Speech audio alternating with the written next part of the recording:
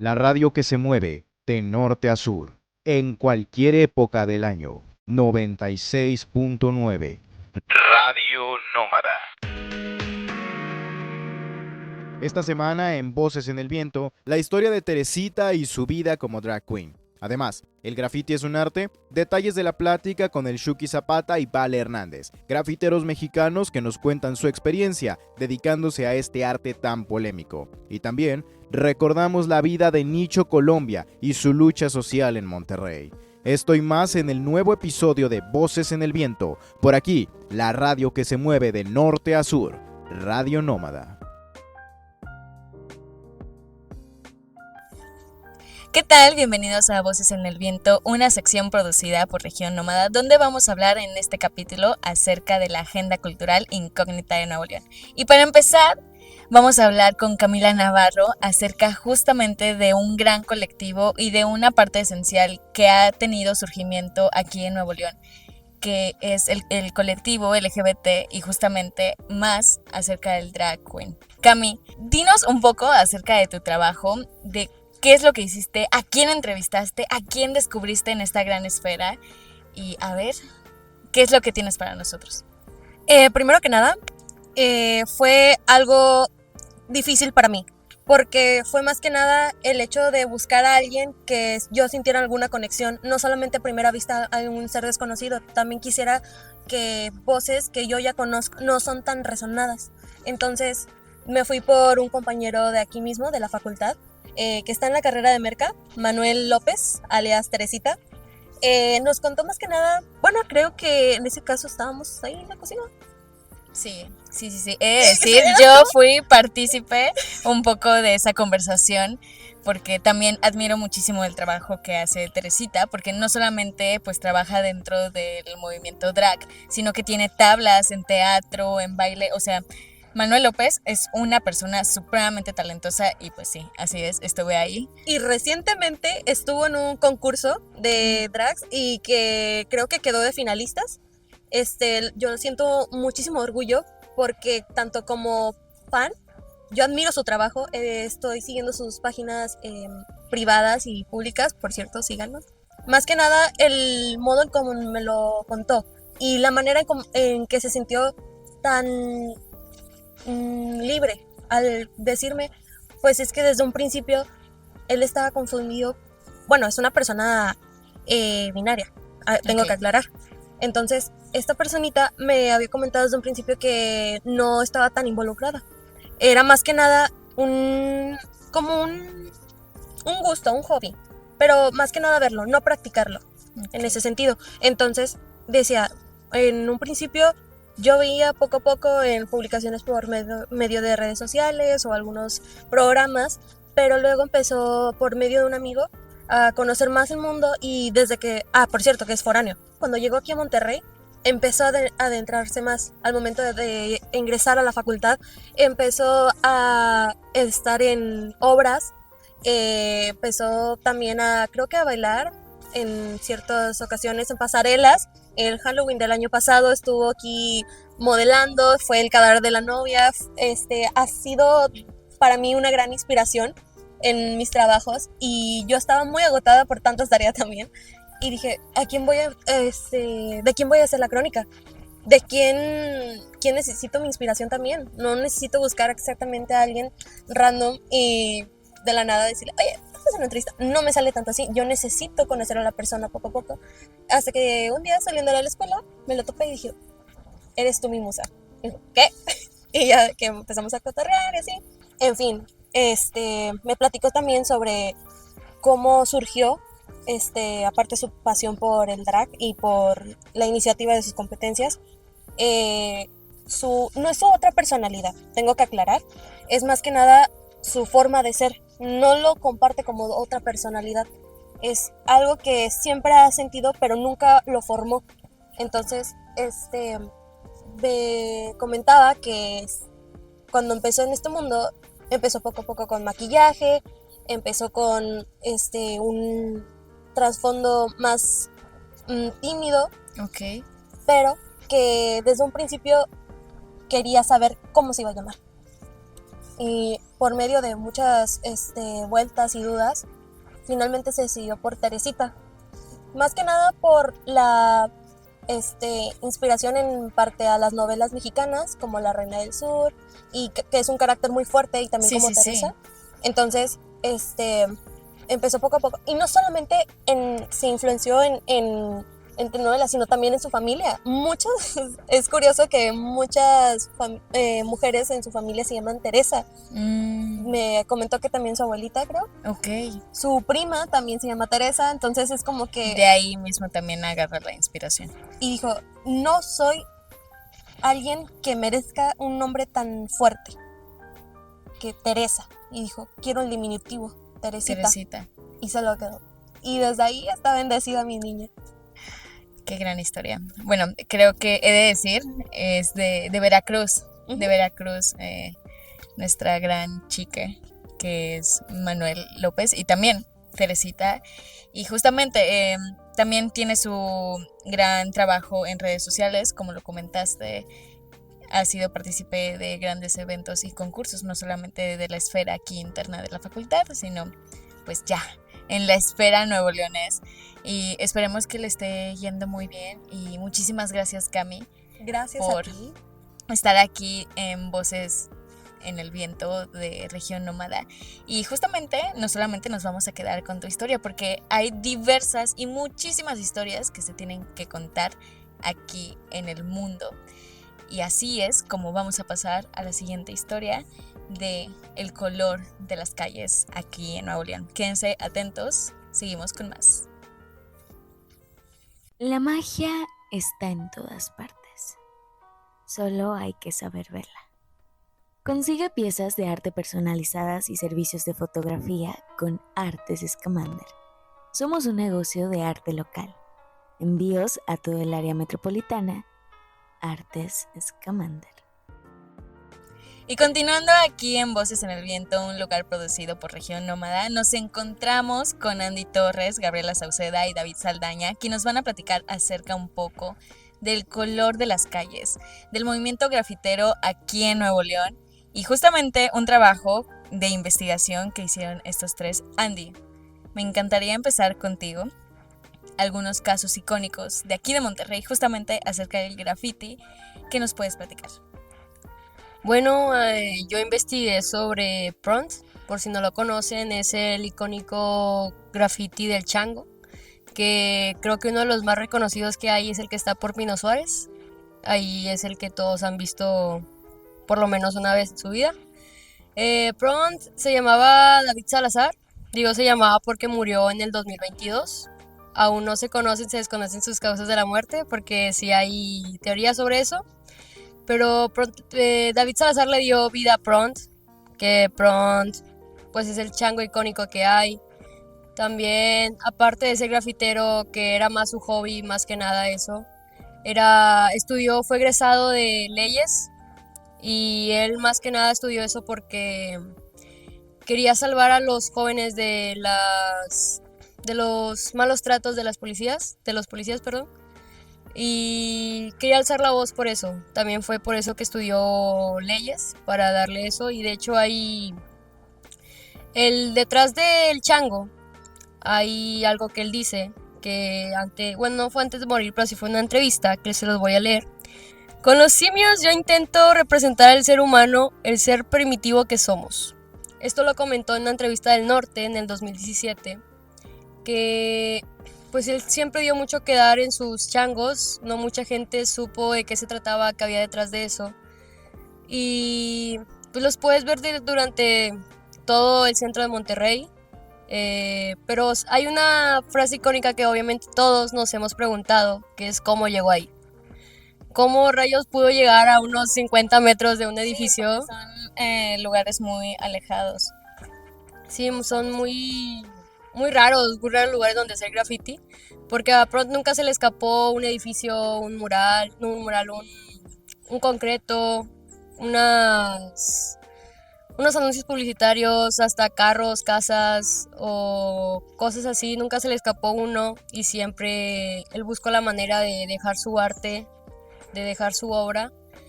Sinceramente a mí, yo cuando escuché esa noticia de que murió, sí me dolió un poco porque yo siempre quise entrevistarlo, qué había detrás del chango, quería que me contara su historia, quería que me contara por qué se llama Pront, por qué se puso así, qué hay más detrás de que por qué estudió leyes, aparte de salvar a los jóvenes de los malos tratos de los policías.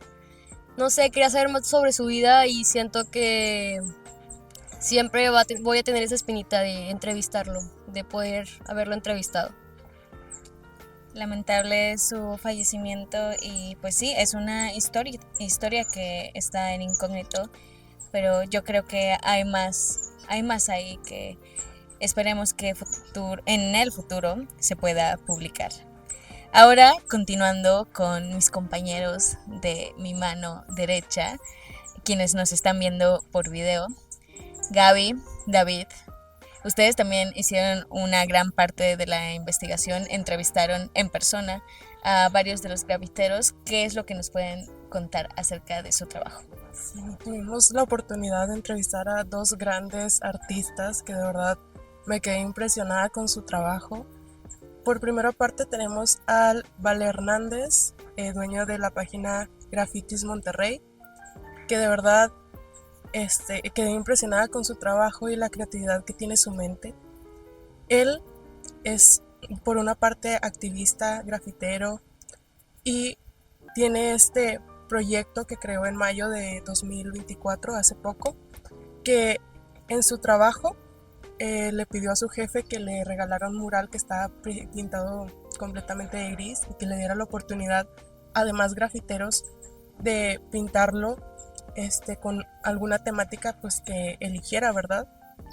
Entonces en mayo de 2024 estaba todavía lo de la crisis de agua, entonces volvieron a retomar el tema y invitó a los grafiteros a que pintaran el mural sobre una temática de cuidado del agua. Y ahorita tenemos este mural hermoso, de verdad me quedé impresionada con el trabajo que hace y me parece increíble de que utilice toda su creatividad y su esfuerzo para crear no solamente las obras de arte, sino también un mensaje para la sociedad. Y quedé admirada con la creatividad que tiene este joven, de verdad. Fuera de su trabajo también del graffiti, tiene pensado de que crear playeras, camisas, gorras con su logo que dice Vale. Entonces me pareció muy increíble, de verdad. Todo su trabajo, la manera en que tiene de mirar este lado del graffiti como una manera de expresión artística, y de verdad quedé maravillada con su trabajo. Y por otro lado tenemos al Shuki Zapata, que es un diseñador gráfico de Ciudad Juárez, Chihuahua. Él es un increíble diseñador gráfico que ha trabajado con marcas internacionales como lo es Vans, Nike, Coca-Cola, Sabritas, y sus diseños de verdad van más al tono de caligrafía que él me contaba que tuvo una novia quien le regaló un taller de caligrafía, de lettering, y de ahí se enamoró completamente del lettering y pues por eso le abrió la perspectiva porque dice que pues él estudió diseño gráfico y luego se mudó a Ciudad de México, luego no le llenaba completamente, estuvo en agencias de publicidad, llegó a ser director creativo de arte, entonces no le satisfacía, se regresó a Ciudad Juárez y ahí pues comenzó con este mundo del lettering, que ahorita es su trabajo, y también tiene su marca de ropa con algunos de sus diseños, tiene gorras, sudaderas, playeras, y su trabajo es de verdad muy hermoso. Lo admiro bastante porque de verdad tiene aproximadamente 17 años de trayectoria. Wow. Y su trabajo es impresionante. También me mencionó que trabaja con ciertos colectivos de como movimiento de el arte callejero y que junto con otros personas también del gremio artístico va hacia las secundarias o a casas hogares o incluso reclusorios a compartir un poco de este lado artístico, regalando talleres y pues llevando arte a las comunidades pues desfavorecidas de ahí de Ciudad Juárez, que pues ahorita sabemos que es una ciudad que ha sido como muy recatada, muy rescatada por esto de que es una ciudad muy violenta. Sí. Entonces, como llevar todo este arte hacia esas personas sin fines de lucro ni nada, pues me parece una cosa muy admirable de pensar. También quisiera que mi compañero David comentara un poco de lo que vio en estas entrevistas y de algunas otras cosas que tenemos para ustedes. Adelante, David. Bueno, retomando lo que nos compartió nuestra compañera Gabriela, hablando pues con lo que fue con Valente Hernández, mejor conocido como el Vale, que es justamente su marca personal.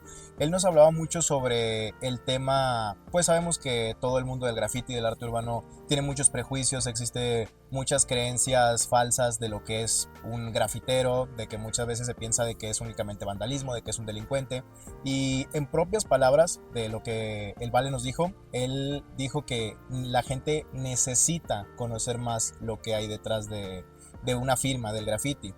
Como nos comentaba pues nuestra compañera Gabriela, el proyecto que a nosotros nos tocó observar fue de ese mural, que de hecho es un mural completamente legal. Él nos comentó que se tenían todos los permisos para realizar ese trabajo, que de hecho el tema del cuidado del agua fue el único requisito que les pusieron, de que se hiciera el trabajo, pero tenía que ser con la temática del cuidado del agua. Y él nos comentó que muchas veces sí le toca ver, por ejemplo, él está haciendo un trabajo, está haciendo alguna obra y pues sí le pasa de que lo llegan a insultar, le llegan a decir malas palabras, por cuestión de que se toma como un acto vandálico, sin Sí, saberlo. como el estigma que existe hacia los grafiteros. Exactamente, y no se ve tanto como pues la intención que es crear arte, que él mismo también nos comentaba, de que cuando él va a hacer algún mural, a hacer algún graffiti, realmente no va pensando en hacer un daño, sino que él va pensando en expresar lo que lleva dentro, en expresar una idea, ya sea porque le surgió de inspiración de tristeza, de enojo, de felicidad, pero él únicamente quiere expresar esas emociones, no es tanto como para crear un daño.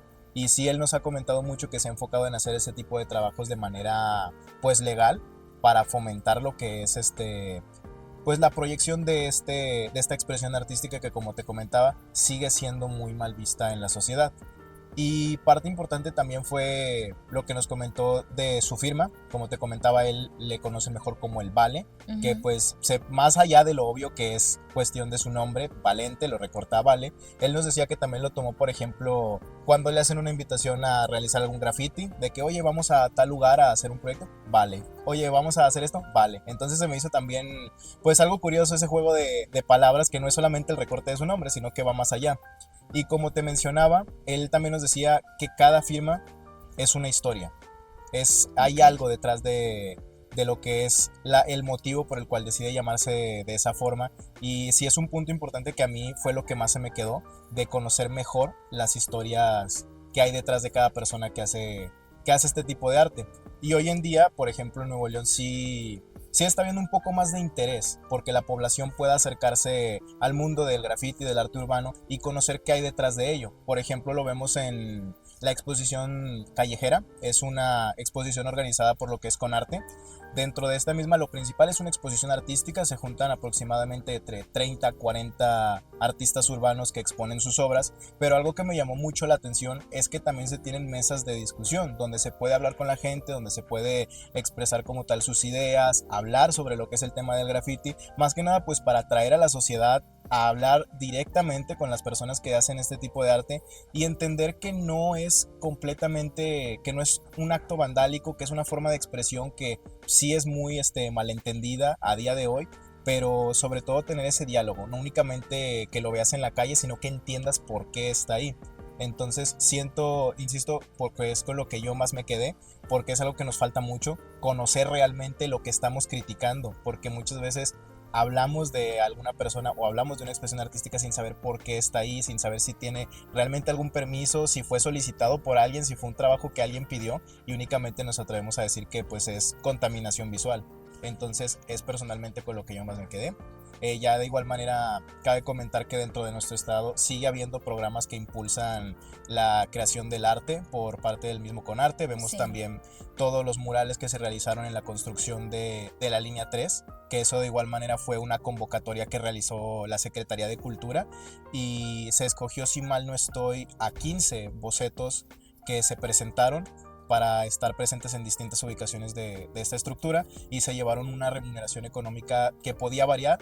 El máximo que podían llevarse es de 30,000 pesos por realizar ese tipo de trabajo. Entonces, pues sí, también importante mencionar que hay acción por parte del gobierno de que se exista un espacio libre para el graffiti, para esta expresión artística, y que se pueda llevar una inclusión mayor hacia la población.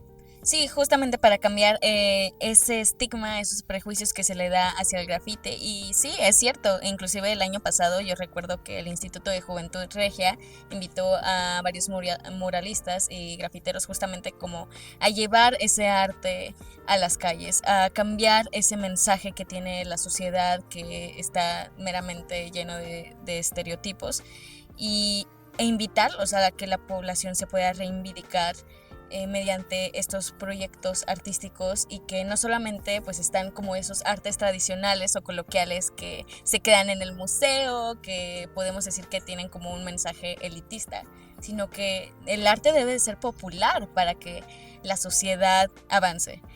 Y pues justamente para ya último sector de nuestro programa de Voces en el Viento aquí en Región Nómada, los invito a que se queden para conocer la historia de Nicho Colombia, quien fue un periodista cultural y justamente trató de incentivar la reivindicación social mediante el arte. Quédense aquí. ¿Quieres obtener las mejores fotografías para tus eventos? Contrata a David Saldaña Fotos. Nos especializamos en festivales musicales y servicios para artistas. Imágenes perfectas solo con David Saldaña Fotos. Y ya para cerrar este capítulo de Voces en el Viento, un espacio producido por Región Nómada, les vamos a contar acerca de José Lorenzo Encinas Garza, quien fue mejor conocido como Nicho Colombia dentro de la sección cultural de aquí de Monterrey, Nuevo León. Nicho fue un periodista cultural que nació en Sabinas Hidalgo, aquí en Nuevo León, que fue criado principalmente por su familia materna, por sus abuelos y sus bisabuelos, que inclusive llegaron aquí al estado desde España.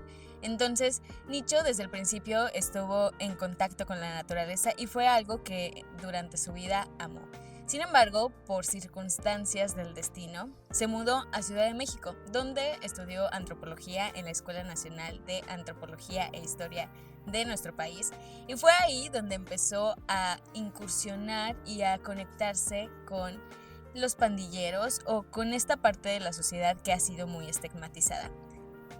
Lorenzo, en un principio en la Ciudad de México, convivió con los Panchitos, que fue una pandilla de entre los 80 y los 90 que estuvieron más o menos en las delegaciones Álvaro Obregón y sobre todo en la colonia Santa Fe, esta colonia que a veces vemos como muy ostentosa, o que nos hablan que ahí hay departamentos de millones de pesos o escuelas que están muy caras.